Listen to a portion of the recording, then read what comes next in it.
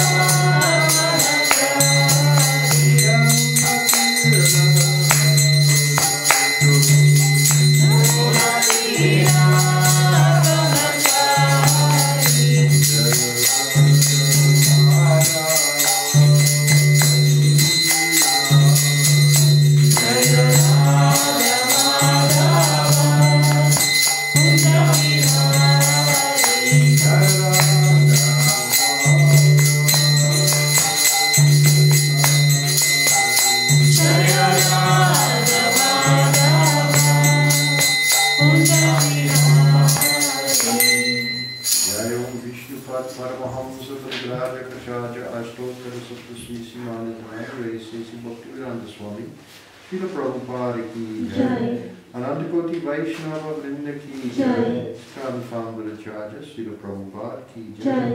Namacharya Srila Haridas Thakur ki jai. Prem se kaho Sri Krishna Chaitanya Prabhu Nityananda Sri Advaita Gadadhar Sivasadi Sri Gaura Bhaktarinda ki jai. Samveta Bhaktarinda ki jai. Gaura Premananda.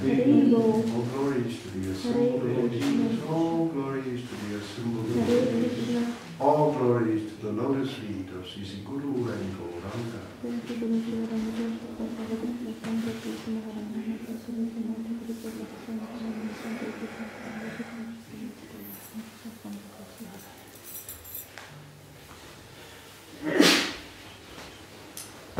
So this evening, I thought we'd look at this verse,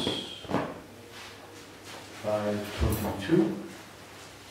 You have it on the board, huh?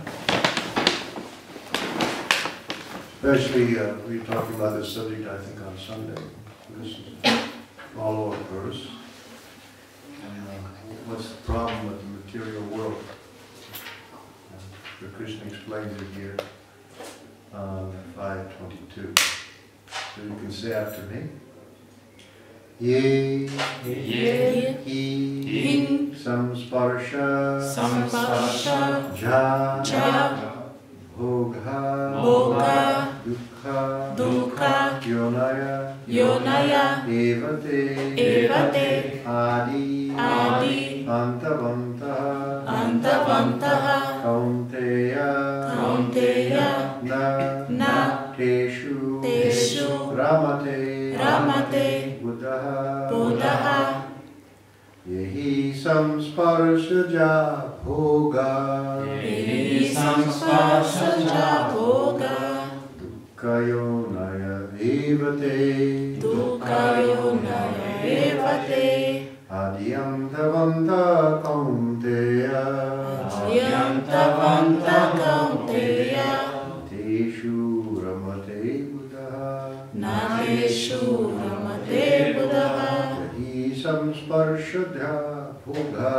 yehi samsparshadha bhoga, dukkayonaya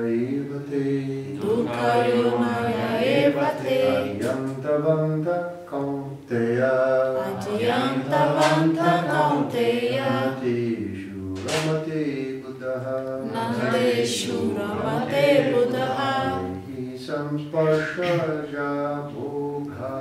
yehi samsparshaja bhoga,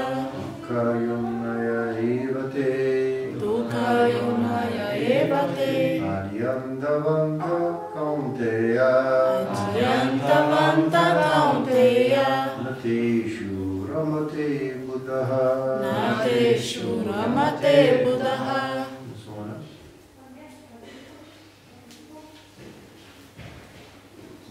Samspasha bhoga, dukkayonaya evate, yantavanta kaunteya, nateshu ramate buddhaha, yehi samparshaya bhoga, dukkayonaya evate, adi antavantaha kaunteya, nateshu ramate buddha.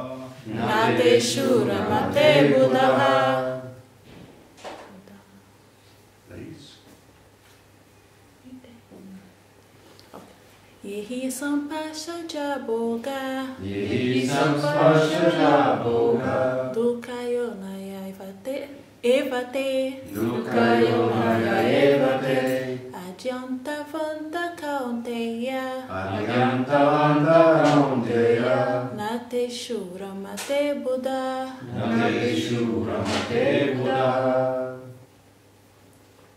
No? Okay.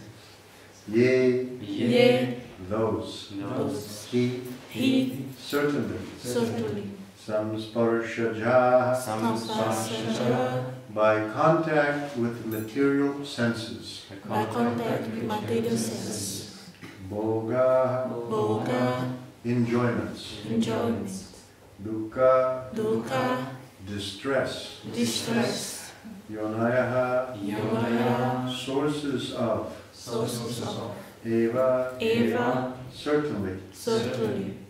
Te, Te, they are. They are. Adi, Adi, beginning. beginning. Anta, Anta, end. end.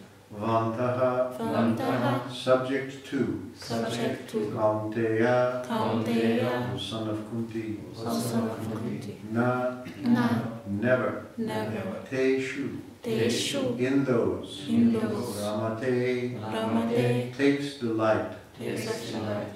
Buddha, Buddha, the intelligent person. Translation: an intelligent person does not take part in the sources of misery which are due to contact with the material senses. O son of Kunti, such pleasures have a beginning and an end, and so the wise man does not delight in them. Srila Prabhupada's purport. Material sense pleasures are due to the contact of the material senses, which are all temporary, because the body itself is temporary. A liberated soul is not interested in anything which is temporary. Knowing well the joys of transcendental pleasures, how can a liberated soul agree to enjoy false pleasures?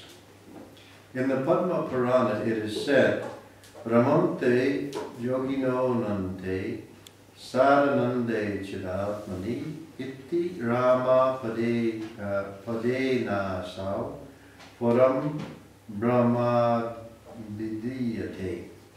The mystics derive unlimited transcendental pleasures from the Absolute Truth, and therefore the Supreme Absolute Truth, the personality of Godhead, is also known as Rama. In the Srimad Bhagavatam also, 5.5.1, it is said, Nayam deho deha bhajam viroke, kastam kamam nadate vid bhujamiye, tapo divyam putrika yena saktam, shuddhit yasmat brahma saukyam chanantam. My dear sons, there's no reason to labor very hard for sense pleasures while in the human form of life such pleasures are available to the stool eaters, the hogs. Rather, you should undergo penances in this life, by which your existence will be purified, and as a result, you will be able to enjoy unlimited transcendental bliss.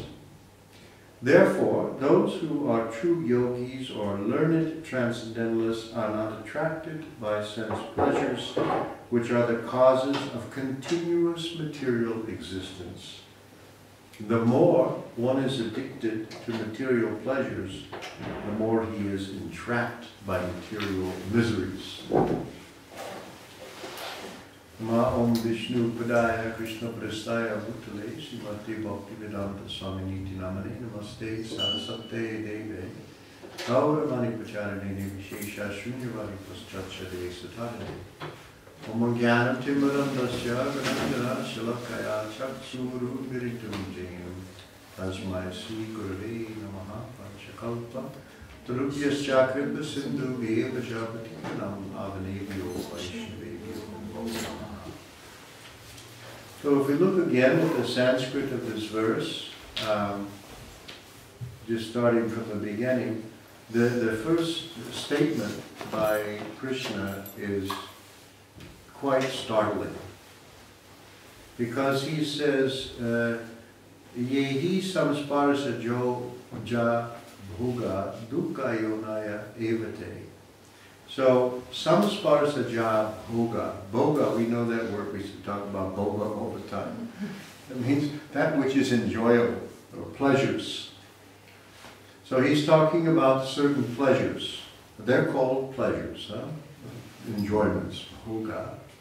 What kind of bhoga? They're called samsparsa ja bhoga. So, samsparsha, the word sparsha means touch. And actually, it's one of the senses, is sparsha, is touch.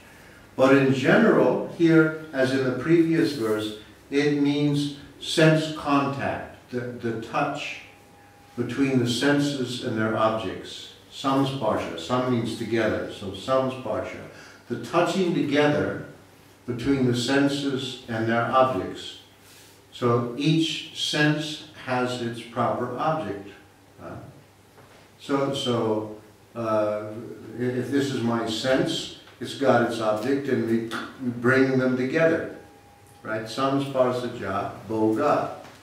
The eye has its objects, the tongue has its objects, the ear has its objects, the skin has its objects, the genitals have their objects. All these things, they have their objects. And we discover that if we bring the senses together with their objects, bhoga, it feels good. When I was growing up in America, there was a slogan, if it feels good, do it. So that's generally our philosophy. We bring our senses together with the various objects, and there's bhoga, there's enjoyment. And we say, wow.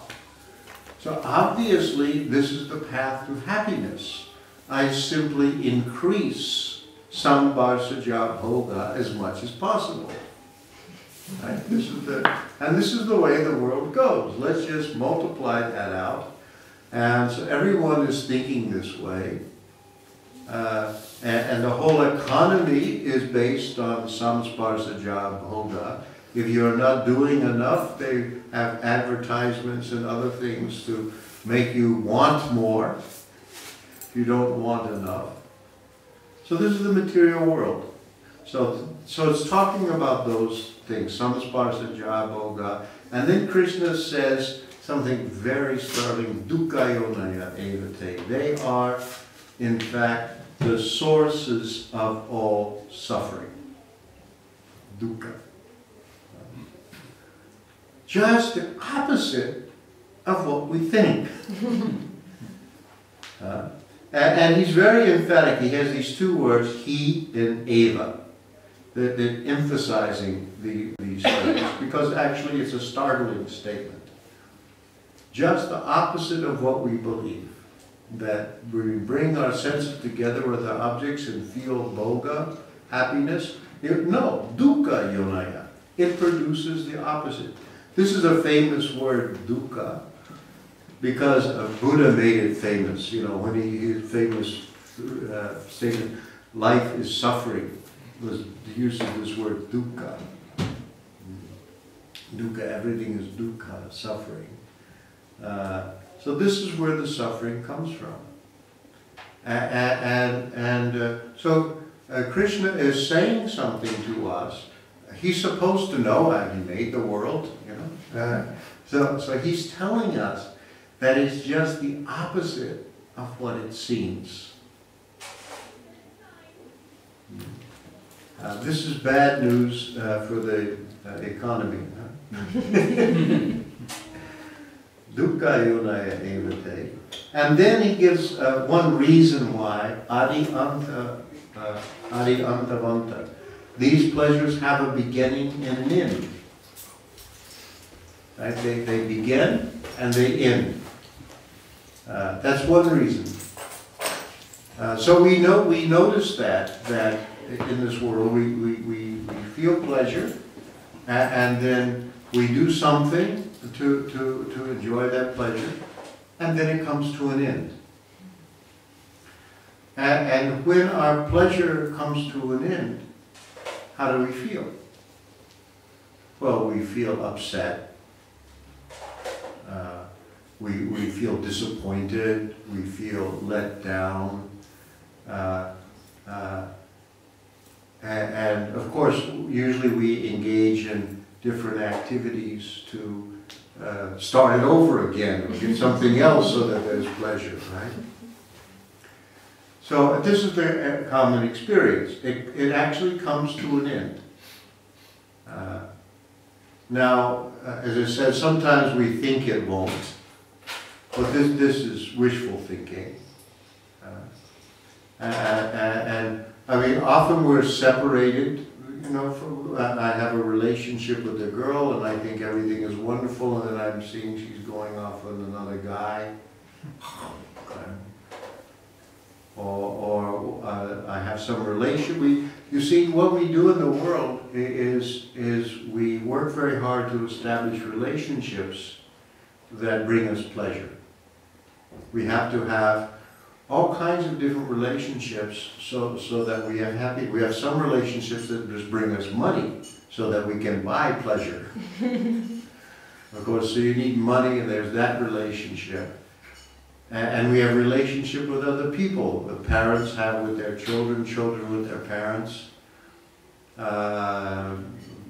boyfriend, girlfriend, husband, wife, other social relationships. And so all for pleasure. And we work very hard to maintain those relationships. Because they have this distressing tendency to break off in the course of time. So actually, even when we have what we want, there's a certain amount of anxiety because it's temporary. Adiyantavam. They have a beginning and an end. And then when it comes to an end, we feel very bad. Sometimes we grieve for years when a relationship comes to an end. And that's just the way of the world. And ultimately, they all come to an end. Before I was a devotee, I was playing around with astrology, and I had some cheap paperback astrology book, but it had one of the best definitions of death in it that I've ever read. The definition of death was the ultimate failure to perpetuate relationships. So there's that death factor that makes everything temporary.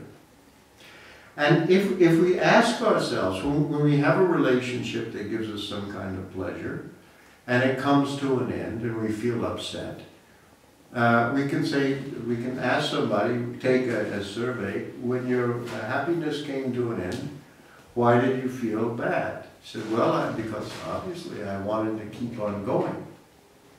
And then if you ask, and how long did you want it to keep on going for? One will say, well, how long did I have? Forever. So that's actually our desire, is to have some kind of happiness that goes on forever. Friedrich Nietzsche had this poem, alle Lust will Ewigkeit. All joy seeks for eternity. And that's the way it's a natural thing, right? You want it to go on forever. Now ask yourself, look at our situation. We want happiness that goes on without any end, and we're looking for it in a place where everything is temporary. That's an incompatible situation. That was what Prabhupada called it. In the material world, it's an incompatible situation. We want eternal happiness, eternal pleasure. We look for it in a place where everything is temporary. And Prabhupada also says that this desire for eternal happiness is actually evidence for the eternality of the soul. It's incompatible. The spirit soul, the knower is spiritual, but the thing known is material. And so they don't fit together. So here they have Adyantavanta Kaunteya. They have these pleasures have a beginning and an end. And therefore, here's the name of Buddha. Buddha, those who are wise. Nateshu Ramate. They don't take any delight in them. So, another thing that Prabhupada points out here, he says the more one is addicted to material pleasures, the more he's entrapped by material miseries. They go together, the dualities. There's dukkha, sukha, and dukkha. They come together. The other point is that we should know about sense gratification is that it causes false ego. The false ego means the false identification of the self with the material body. We are spirit soul, eternal, full of knowledge and full of bliss. This bliss that we're looking for is actually already there. But we find that we've identified ourselves falsely with the material body and the material mind. This is called ahankara. The word ahankara, aham means I, and kara means maker. That which creates my sense of myself, my identity. And it's the basic, fundamental, most subtle material element. And the Prabhupada calls it false because we have a spiritual identity, but in the material world that identity is projected onto the material, temporary material body. So that's the other. I'm eternal, full of knowledge and full of bliss, but I'm identifying myself with a complex of things which are not eternal. Or they say in Sanskrit, asat achit nirananda. Not eternal, not full of knowledge, and without any joy. Nirananda, no bliss.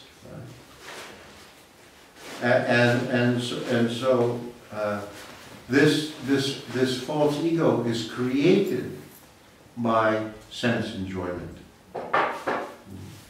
It's sense enjoyment which kind of rivets us into the material body. Because you may notice that, let's say, oh, I'm a Hare Krishna, and entrance level knowledge for Krishna consciousness, or in fact any Vedic path of spiritual enjoyment, is aham brahmasmi. I am Brahman. I am Brahman means I am spirit.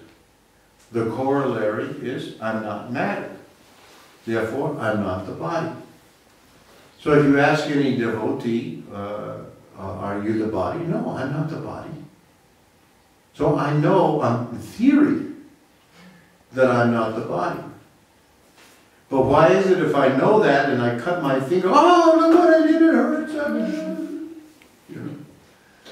And that I react anyway to the body as though whatever is happening to me. So the identity, this knot that creates this false ego, the link with the body, is much deeper than I just can't have the theory, the mental idea that I'm not the body, because the identification is very deep. And it's sense gratification which causes and perpetuates that identity of the self with the material body. So that whatever happens to the body, we're thinking, this is happening to me. When the body grows old, I think now I'm growing old. When it becomes sick, I think now I'm diseased. And when it dies, I think now I'm being annihilated. Now, none of these things are really happening to me. But they're happening to the body, and I've identified with the body. And I can say all the time I'm not the body, but it won't make any difference if I'm engaged in sense gratification. Because it rivets together the spirit soul with the material body. Makes that false identification. So that's why we have these rules. No illicit sex, no intoxication, no meat eating, no gambling. We think, why these rules? I mean, all of us have, if you look at all the traditional religions and moralities in the world, they all have some kind of rule to at least limit material enjoyment. And today people don't know, why are they there? Now, when I was growing up, a teenager, Hugh Hefner published this Playboy magazine, a magazine for men, that only grown-ups were supposed to read, but all of us teenage kids got them. and you fold out, and there was some really beautiful woman with no clothes on. But it wasn't enough for Hugh Hefner and Playboy magazine for you to enjoy vicariously these pictures of naked women. He had a philosophy, and he used to have this philosophy column in the magazine, the Playboy Philosophy, it was called. And the philosophy was this, that from the past we have these religions which tell you don't enjoy. They say, as the Ten Commandments, thou shalt not. Thou shalt not. Do not do this. Do not do that. This is sinful. That's sinful. And so we've been brainwashed from our childhood with these traditional denials. And because they're there, we can't really enjoy. Because we feel guilty. And we can't fully give ourselves over to the pleasures of the senses because there's something blocking us, because we still have those old prohibitions. Where did those prohibitions come from?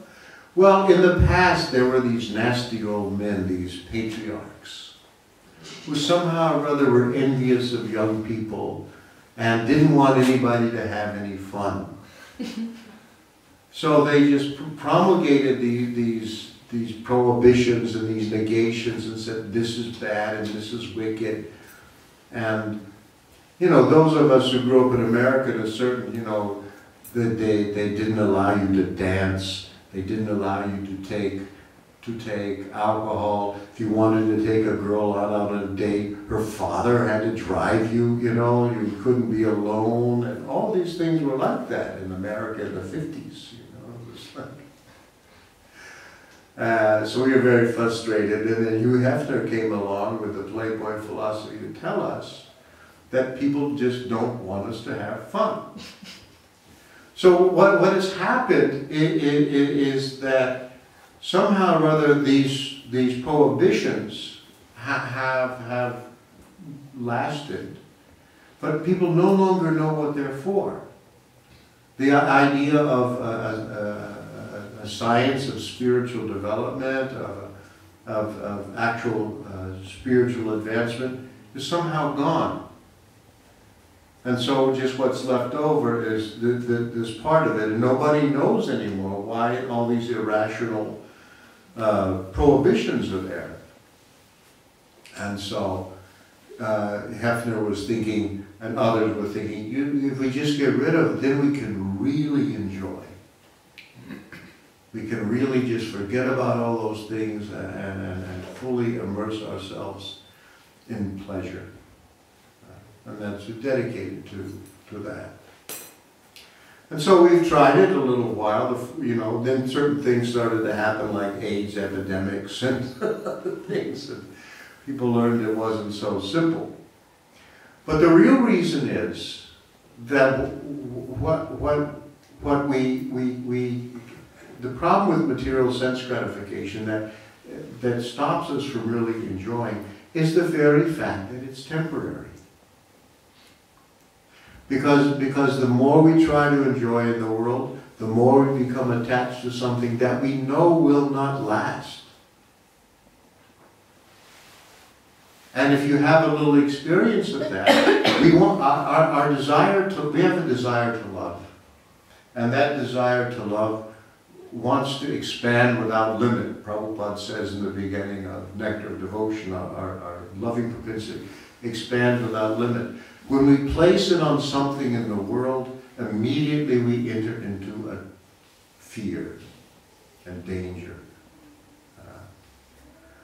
So people say, we are always saying, yeah, you just need to love somebody. You need to find somebody. We grew up with these songs, don't you want somebody to love? Don't you need somebody to love? You better find somebody to love. So, and these are, our love will last forever, I'll love you till the end of time. Will you? End of time? Is that what happens? So people are looking for this, but as soon as you love somebody, then your life gets really scary. Because you know that your whole life depends on that person being safe, that person returning the love for you, and it gets very scary. And you know, our literature is full of stories, of cautionary tales of people who fell in love head over heels, totally and completely, and they're always in sad, like Romeo and Juliet, you know.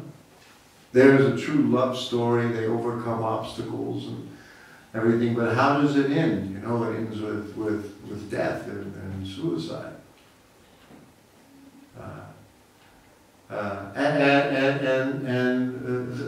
The reason is that you're really going to suffer. Actually, that kind of like super intense love, only young people do it. You have to, like Romeo and Juliet, they're like 15, 16 years old, really, in Shakespeare's play. They're very young. And if you do that once or twice, really fall in love, and then you recover after it's over, and then you think, I'm never going to do that again. I'm never going to do that again. Now the loving desire is still there, but now you're a little afraid. I've had some experience, you know. Somebody I really loved, and I found out she was cheating on me, or doing something else, going out with other women. Oh, you know, it takes me so long to recover. And then, I'll never do that again. Or I have a close friend, and I find out this close friend is not really my friend. Then I become very nervous about close friends.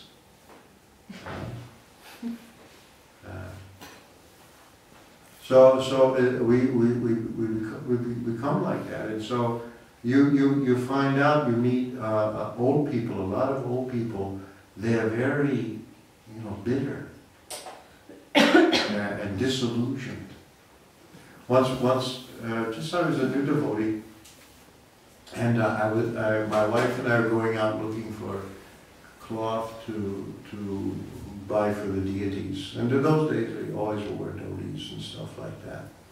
So I was in this cloth shop, and there was this old guy there who was the proprietor of the shop.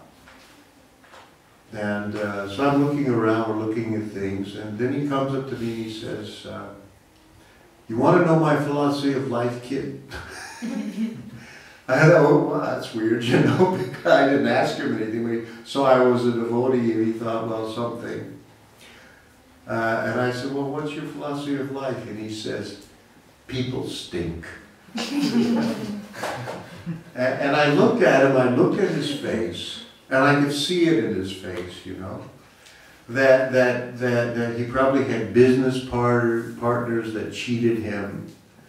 And that maybe he was divorced 1 or 2 times, and his wife took him for all his money, and maybe his kids hated him. Maybe that was his experience. People stink. And I didn't know what to say to him, I mean, and the first thing it thought to me, wow, this means, how can I ever explain to him that God is a person? And I'm sure that if he was ever attracted to anything religious, it would be impersonal philosophy, where there are no people. Because, and it was also clear when he said people stink, and I looked at him, that he included himself among them. That he had also done things to other people that were really horrible, and he hated himself. And so you meet old people that are like that, they're just like totally discouraged. And why are they just attached, like, okay, so people stink, so what? No, they're really bitter. Because they don't want people to stink.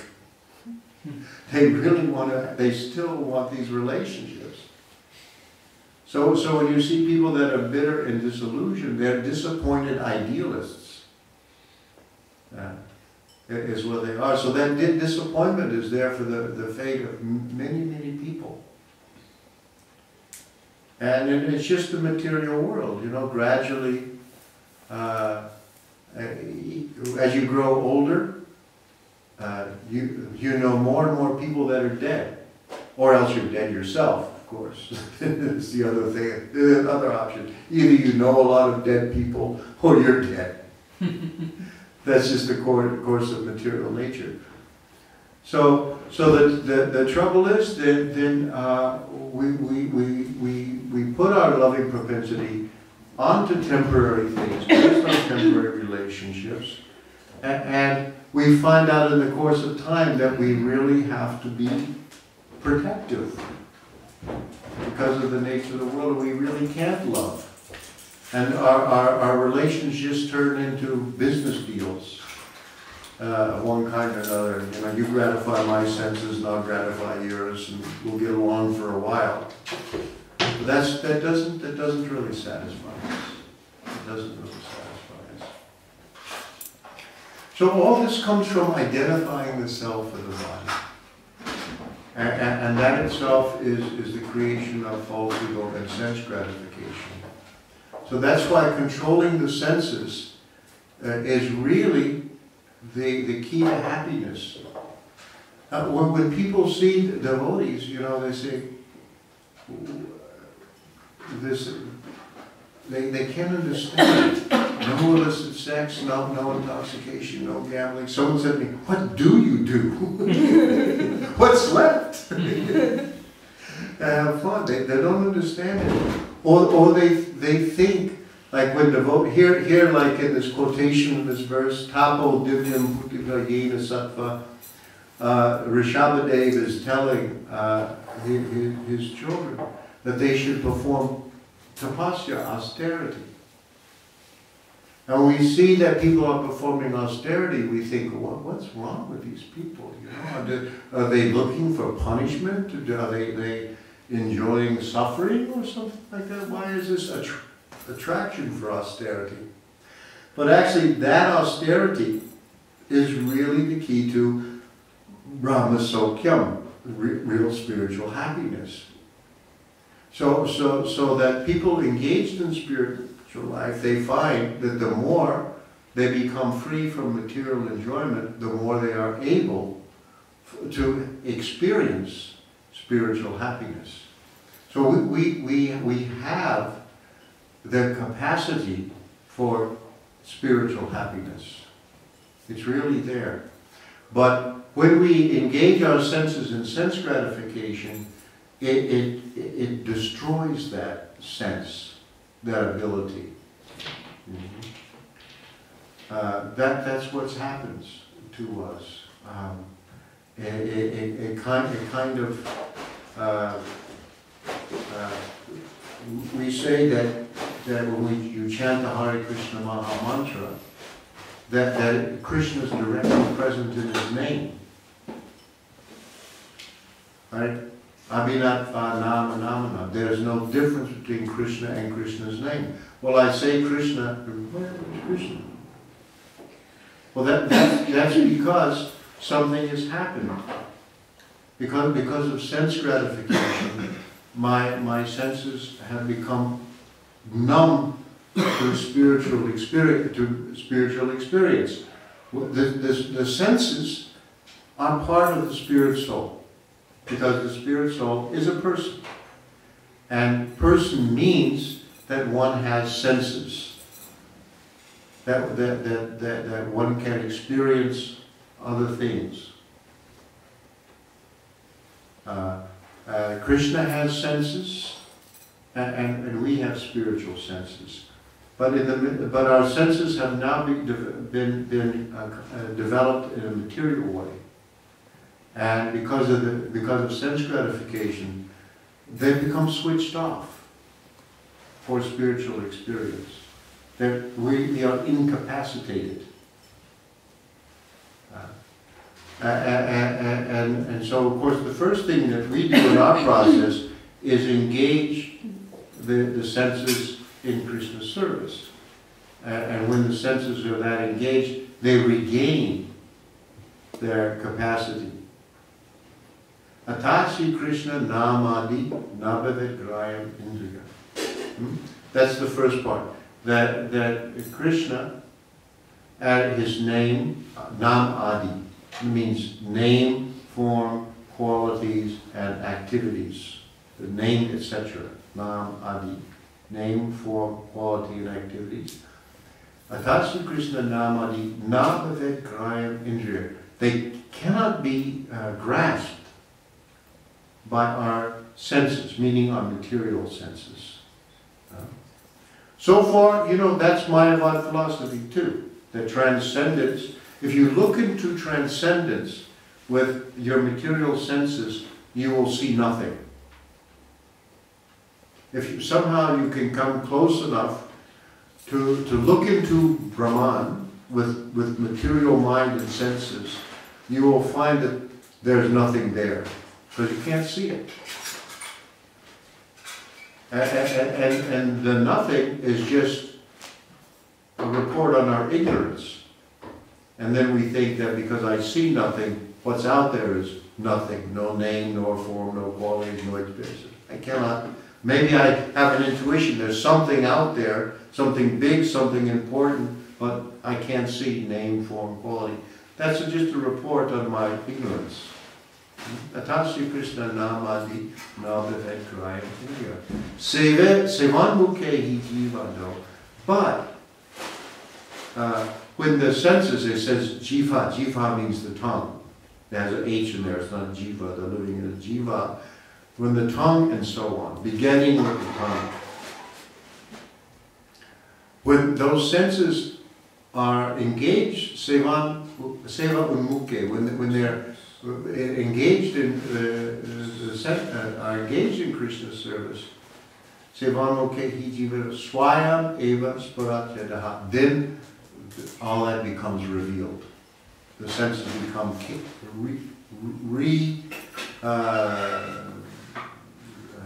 restored to their original capacity. So it's sense gratification which switches off the ability, the powers of spiritual senses. That's what happens. When we get engaged with senses in Krishna's service, they gradually regain their power. This can be tested. It's a matter of experience. It's a matter, but when we engage in sense gratification, it wipes everything out. The senses again become incapacitated. And so Prabhupada has described that when we're trying to perform devotional service and sense gratification at the same time, we're like somebody who's trying to light a fire and then pouring water on it. So then people say, oh, I tried for so many years, it didn't work. Well, we know why it didn't work. So this is the science of spiritual realization. And that's the reason why when people begin to get at least some hint of spiritual happiness, they become eager to engage in austerities. Not because they like the austerities as such, but because it gives them spiritual happiness. It increases, so they're eager for it. They take it up. That's the reason. So, meanwhile, in the material world, people are all bewildered. The very thing that causes our suffering, they go to for happiness. And then they become more and more miserable. That's what's happening. So, this is an interesting description of what Maya is. Because people are deluded, because they think like this. And actually, Prabhupada gives the example of our material existence as being like a dream. In a dream, he described actually a nightmare. When a man is lying in bed, very safely in his own bed, but in his dream, he creates a dream body and identifies himself with that dream body. And so in that dream body, he's in a state of terror. He's in a jungle at night. And there's a tiger coming behind him. And he's terrified. And he starts to run away from the tiger. And he can't see, it's nighttime. And in the jungle is the tiger's environment. And the tiger is coming at him. And he's trying to run away. And he keeps tripping over roots and smashing into tree trunks and getting his head hit by branches. And he falls down and slips.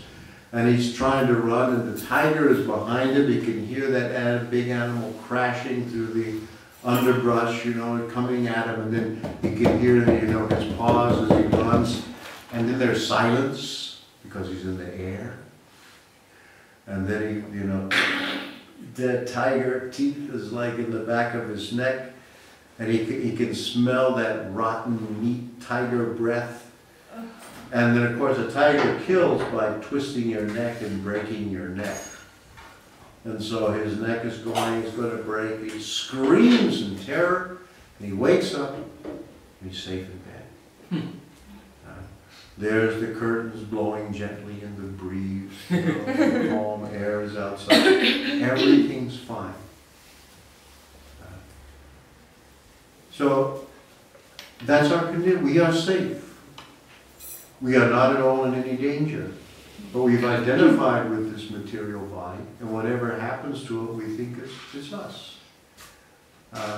And so really, all we need is wake up. That's all. It's just wake up. Like if you have children and you see your little child is having a nightmare, you just shake them and wake them up. Oh, everything's fine. So this material existence is like a nightmare, and we don't know how to wake up. We don't know how to. Usually somebody has to come from the outside and shake us a little bit. This process of Krishna consciousness is waking up. So if somebody is in that nightmare, is the person suffering or not? Well, in one sense, yes, because he has this illusion that he's that dream body. But in the other sense, he was always safe. He was never in any danger. And that's our condition. We have always been safe. We're never in any danger. This is just an illusory superimposition for us. So here, you know, this is a very interesting verse because Krishna really just tells it very simply, Yehi samsparsaja bhoga dukkha yonaya evate. And then he's asking us to become wise, become intelligent, and understand that these sense pleasures that we go to for happiness really cause all our suffering. Okay. I'll stop there. Any questions, comments? Yeah? You just mentioned that it's like in a dream body we are actually suffering in the dream, but in actually we are safe. But being away from Krishna, even if we are in this material world, isn't it like? Can we also compare it with still as suffering? Like, though we might be safe in the sense that we will one point of time return back to Him, but actually we are still suffering here, isn't it? Well, we're suffering in the sense that we are really undergoing fear and all those things. So in that sense, it's suffering. But the suffering is all based on an illusion. What kind of suffering is it if suddenly it's over? It's just a bad dream. I can wake up right away. That's the cure. If I stay in the dream, I'll go on suffering. So in one sense it's suffering because while you're dreaming you're in distress and everything. But the distress, the suffering, has no basis in reality. And you can wake up any moment. You know, Prabhupada was asked, how long does it take Krishna conscious to you to become Krishna conscious? And he said, you can do it like that.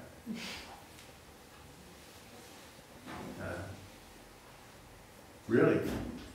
We're hanging around for decades, but it can really be done very quickly. He said. Yeah. Anything else? Yeah? No? During the lecture you were also mentioning on love, that love is actually the source of suffering is what you were mentioning. But then I also remember you giving one lecture in Munich 2.5 years back when we asked this question. So you mentioned that, you know, in relationships we have to see everything through the frame of Krishna consciousness. Yeah, that's true. Yeah, but then how to define that fine line in the sense, especially with children or with very close relationships, we do get attached, and what is the remedy? You know, how to understand that yes, you know, we have crossed that threshold and that line. Prabhupada said about spouse and children, he said it is not, it's in Bhagavad-Gita, he says it is not that one should have no feeling for these things, these people. They're natural objects of affection.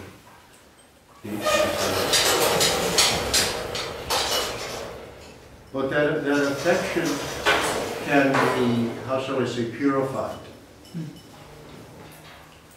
And of course, Prabhupada recommends for householders that they do 4 things. That they chant with the family members, chant Hare Krishna together, preferably morning and evening. That they read together Srimad Bhagavatam or Bhagavad-Gita or something like that. They worship the deity and they offer all their food to Krishna. He said these 4 things will make householder life perfect. And so when there's Krishna consciousness, we gradually start to see everything in relationship to Krishna. If you have children, it's just a lesson. My wife and I met when we were 18 years old, or 19 years old. Really, we did. We got married, I was 21, she was 20. Now we're both 65 years old. So we've watched each other change like this. So, and we're devotees. So it's very clear in an interesting way that we're not the bodies.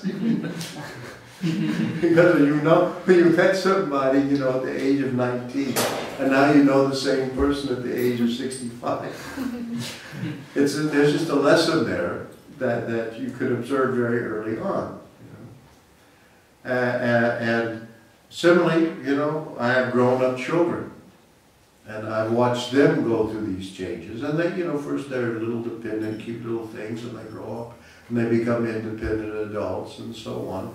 So you can see all the changes that are going on. So if you're Krishna conscious, you can get some valuable lessons from these things. That I cannot be attached. That everything is going on by the course of material nature. And Krishna is in control, and that all of us, our relationships are temporary, and all I can do for anybody is try to relate to them in a Krishna conscious way, and to see them as spirit souls, and hopefully devoted to Krishna. And if we are Krishna conscious, then you know, everybody goes back to Godhead. If we're on the bodily platform, then we suffer so much because we're together on the bodily platform and we're trying to stay together, but the winds of time are blowing us apart, and then death comes. You know, and the mother becomes a camel. And the father becomes a monkey, and the children become a worm, and you know, they were scattered to the winds of karma and never see each other again. But if they're all on the devotional path, eventually we all end up back to Godhead together. So you give it up in one sense, this intense material attachment, but you become eternal associates. So we just have to see that way. This proprietorship. I don't belong to myself, I belong to Krishna. My children don't belong to me. They're given to me by Krishna to try to raise them in Krishna consciousness, my bhakti program. That if I see everything in relation to Krishna, this is mine. And otherwise also we end up exploiting them for sense gratification. I've seen so many times, oh yeah, your mother loves you so much, she really just cares for you like a mother selflessly. Oh, you don't want to go to college, you want to become a Hare Krishna. Oh, then your mother won't talk to you ever again.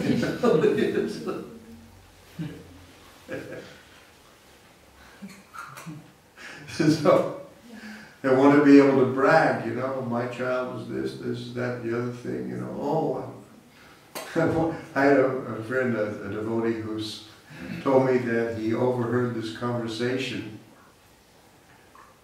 His mother was talking to one of her friends, and the friend says, or not one of her friends, an acquaintance said to her, what does your son do? And she said, oh, he's a Hare Krishna. And the woman said, oh, I'm so sorry.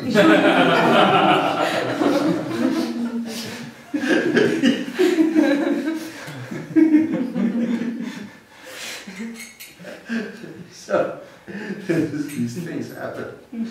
Your parents won't even like you anymore. You know? So they want some sense gratification too from you. There's always selfishness. That's what happens.